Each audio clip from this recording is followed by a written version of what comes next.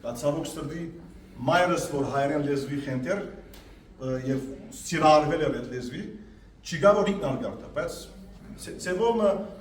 Միշելի Վեբը բան է un hommage ինչպես կսես un hommage հայերենով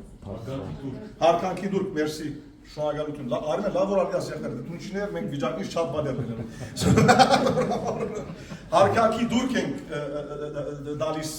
մայրիկներու, այսինքն այդ կան խոսացած եզի ավանդություններու, կոնֆլիկտներու, etc. Բայց վերջը արյունը ջուր չի դառնալ, չէ՞։ So ինչ որ ինձի փոխանցել են